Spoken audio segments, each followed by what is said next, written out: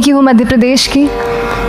सबसे पहले तो ये कहूँगी कि जैसा मैम ने बताया कि मैंने कैसे शुरुआत की, या स्कूल में थोड़ा सा दिमाग में था, तो हाँ, स्कूल में थोड़ा सा कहीं सोचा था, कहीं शायद पढ़ लिया होगा, कहीं सुन लिया होगा कि नहीं IAS ऑफिसर नाम की कोई चीज़ होती है। लेकिन तब ये भी नहीं पता था कि यार UPSC नाम की कोई एग्ज़ाम है, सिविल सर्विस एग्ज़ाम है, उससे और भी पोस्ट में आप सिलेक्ट हो सकते हैं, ऐसा कुछ नॉलेज नहीं था। जब मैं अपने कॉलेज लेवल में आई, जब कॉलेज में एडमिशन लिया, मैंने भोपाल से ही प्राइवेट इंजीनियरिंग कॉलेज से केमिकल इंजीनियरिंग किया है, और उस दौरान मुझे जब मैंने सोचना शुरुआत की कि क्या बनना है, कंटेम्पलेट किया कि एग्जैक्टली क्या करियर चाहती हूँ, तो लगा कि यार कहीं जो पुरानी ड्रीम थी, एक जो सपना था, वो अभी उसको सामने लाना चाहिए। फिर इस बारे में और पढ़ा, और तब खान स्टडी ग्रुप भोपाल में सेंटर वहाँ पे जैसे शुरू हो गया था, तो मेरा जो फाउंडेशन कोर्स है मैंने वहाँ से किया। और इस एग्ज़ाम के बारे में जो चीज़ें मुझे 1-2 साल में समझ में आई हैं, वो कुछ चीज़ें मैं आपसे शेयर करना चाहती हूँ। सबसे पहली चीज़ जो पहले जय और रचना हम दोनों बोल चुके हैं कि कंसिस्टेंसी। आप अगर दिन में, कई बार हमसे सवाल पूछते हैं कि आप कितने घंटे पढ़ाई करते हैं, तो देखिए घंटे मैटर नहीं करते। कोई 17-18 घंटे हमें नहीं पढ़ना है, इतना हम पढ़ भी नहीं सकते। एक दिन पढ़ सकते हैं, दूसरे दिन नहीं पढ़ पाएंगे। 5 से 6 घंटे ही आपको देने हैं, उतने निकालने हैं, पर वो जो वक्त आप अपनी पढ़ाई को देते हो, वो कंसिस्टेंटली आपको रोज़ उतना ही अपने पढ़ाई को देना है। Consistency is the key, that is the first and the most important thing जो आपको ध्यान में। अगर आपको लगेगा ज्योग्राफी इतना, कभी हर किसी के अपने अपने फेवरेट्स होते हैं, तो मुझे वो जो सब्जेक्ट्स लगती थी कि यार इतना मन नहीं करता है, लेकिन न्यूज़पेपर्स और करंट अफेयर्स में जो भी नया चल रहा है, वो मुझे हमेशा इंटरेस्टिंग लगता था। इंटरनेशनल रिलेशंस में क्या हो रहा है, क्या सोशल रियलिटीज़ हैं, कहाँ क्या हुआ, उसका क्या इम्पैक्ट पड़ेगा एडमिनिस्ट्रेशन पे और हमारी कंट्री पे, तो उसको आप अपना एक बेस बना सकते हो। आप करंट अफेयर्स बेस्ड प्रिपरेशन कर सकते हैं, इसलिए भी क्योंकि अगर आप मेंस एग्ज़ाम देखेंगे तो काफ़ी डायनामिज्म आ गया है, केवल प्रीलिम्स में नहीं बल्कि जनरल स्टडीज़ पेपर 2, पेपर 3 में भी आप देखेंगे कई सारे ऐसे सवाल हैं जो करंट इवेंट्स से इंस्पायर्ड होते हैं, उन पे बेस्ड रहते हैं। तो जब आप न्यूज़पेपर बेस्ड, करंट बेस्ड पढ़ाई करते हैं, तो वो आपका प्रिपरेशन वहाँ से भी कवर हो सकता है। दूसरी जो चीज़ मैंने जिस पे बहुत फोकस किया, वो थी आंसर राइटिंग। तो आंसर राइटिंग का, जैसे खान सर बता रहे थे कि आंसर राइटिंग की प्रैक्टिस बहुत की, तो उसके पीछे मेरा ये था कि जब मैं हमेशा प्रीलिम्स का कोई भी पेपर टेस्ट देती थी, हम मॉक टेस्ट देते हैं, तो मॉक टेस्ट देती थी तो हमेशा मेरे मार्क्स करीब 90 to 110, 120, इससे ऊपर मेरे कभी मार्क्स नहीं जाते थे। तो मुझे हमेशा ये डर था कि यार प्रीलिम्स में कहीं मेरा कुछ, क्योंकि कट ऑफ भी इसी कुछ रेंज में जाता है, तो हमेशा लगता था कि यार कुछ गड़बड़ यहाँ ना हो जाए।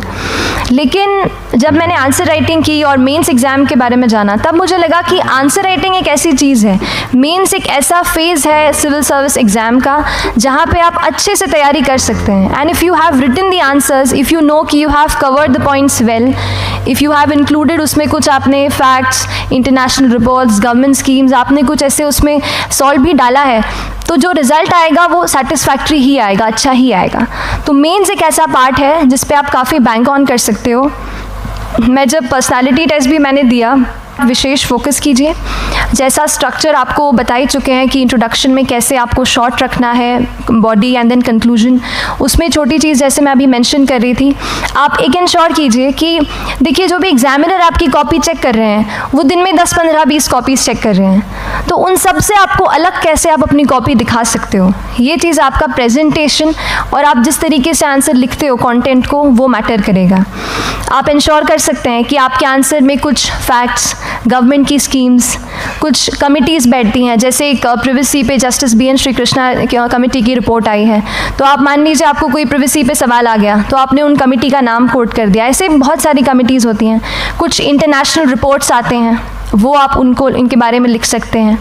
इंडिया का मैप आप बना सकते हैं। मैंने सीख लिया था कि 10-15 सेकेंड्स में कैसे जल्दी से मैप बनाना है और उस पर कैसे पॉइंट कुछ करना है, कुछ लोकेट करना है। तो ये कुछ ऐसी चीज़ें हैं जो आपके आंसर्स को एनरिच करेंगी और प्रेजेंटेबल बनाएंगी। तो इस तरीके से आंसर्स पे जैसे हम क्लास करते हैं, लेकिन उसके साथ साथ आपको ये कोशिश करनी है कि 1 से 2 आंसर पर डे आपको ज़रूर लिखने ही लिखने हैं, apart from the test series that you are doing.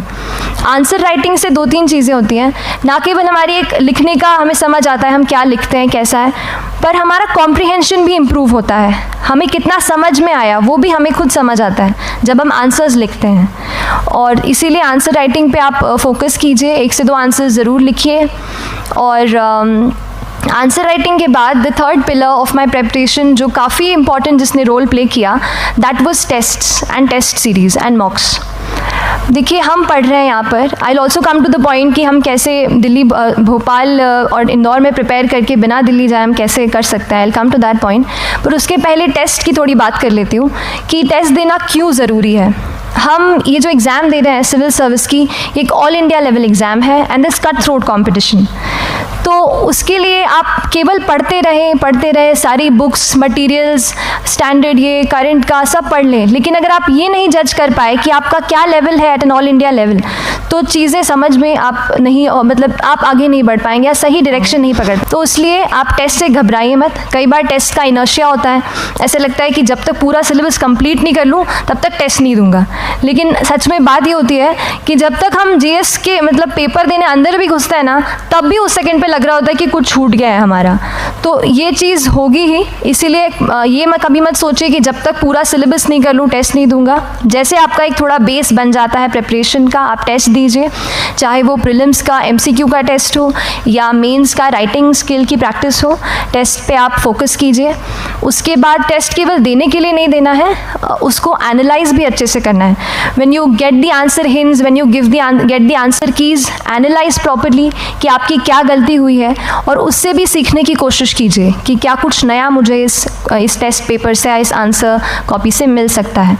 तो इस तरह से टेस्ट पे भी आप फोकस कीजिए। And I will come lastly to the point कि जब मैंने प्रिपरेशन शुरू की थी अपने कॉलेज के 2nd ईयर 3rd ईयर आते आते, तो मन में बहुत सारे फियर्स थे।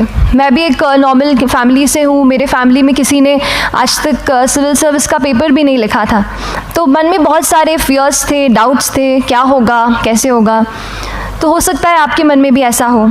और हम जैसे यहाँ रहते हैं, हम सोचते हैं कि दिल्ली जाना तो सबसे ज़रूरी है, उसके बिना तो ये एग्ज़ाम हो ही नहीं सकती।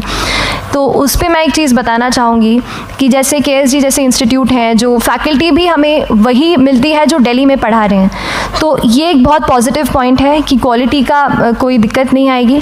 बस एक चीज़ है, आप ज्वाइन करते हैं class, that will only provide you a direction, वो आपका रास्ता दिखा सकते हैं आपको कि इस रास्ते पर आपको चलना है, लेकिन चलना उस रास्ते पे आपको खुद है। You have to work on your own. कभी ये मत सोचिए कि मैं वहाँ नहीं जा पा रहा हूँ तो नहीं हो सकता, यहाँ है, तो हम एक्सक्यूज़ेस बनाते हैं, कई बार चैलेंजेस आते हैं। तो मैंने कॉलेज के साथ प्रिपरेशन की, तो उसमें भी काफ़ी दिक्कत आती थी। कभी कभार कॉलेज की एग्ज़ाम होती थी तो इसमें मैं अपना उतना वक्त नहीं दे पाती थी। तो उस मोमेंट पे फिर प्लानिंग ने मुझे बहुत हेल्प किया कि हम किस तरीके से अपने कॉलेज के एग्ज़ाम के लिए प्लान कर लें। जैसे मैंने इंजीनियरिंग की है और मुझे पता है कि हम इंजीनियर्स 1 महीने से ज़्यादा पहले से पढ़ते नहीं हैं, पढ़ते हैं क्या? तो वो चीज़ आप ध्यान रख सकते हो, उसको अपना स्ट्रॉन्ग पॉइंट बना सकते हो। 1 से 1.5 महीना जब exam is approaching, I use to plan my entire syllabus का प्रिंट आउट निकाल के I use to make my notes, उस तरीके से उसको मैं उसको संभाल लेती थी। तो whenever you are managing those things together, focus on planning, किस तरीके से आप एक माइक्रो प्लान बनाएं, अपना डेली एक प्लान बनाएं, वीकली टारगेट सेट करें और एक ब्रॉड विजन दिमाग में रखें कि ब्रॉडली आप मंथ्स में क्या कवर करने वाले हैं।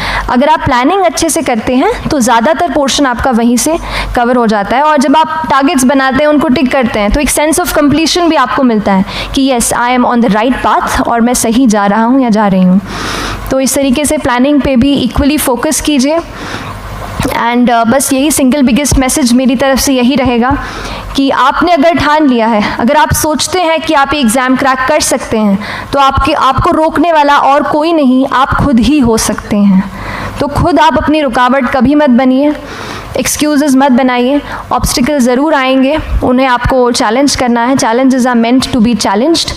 तो सही तरीके से अपने ऑब्स्टिकल्स को हैंडल कीजिए, और इस एग्ज़ाम में अगर आप सही स्ट्रैटेजी रखते हैं तो आप अपने एक अटैम्प्ट में ही इसको क्रैक कर सकते हैं। एंड एनीवेज आप जो भी अटैम्प्ट नेक्स्ट रखते हैं, दिल में यही रखिएगा कि जो ये मेरा नेक्स्ट अटैम्प्ट होने वाला है, ये मेरा बेस्ट अटैम्प्ट होने वाला है।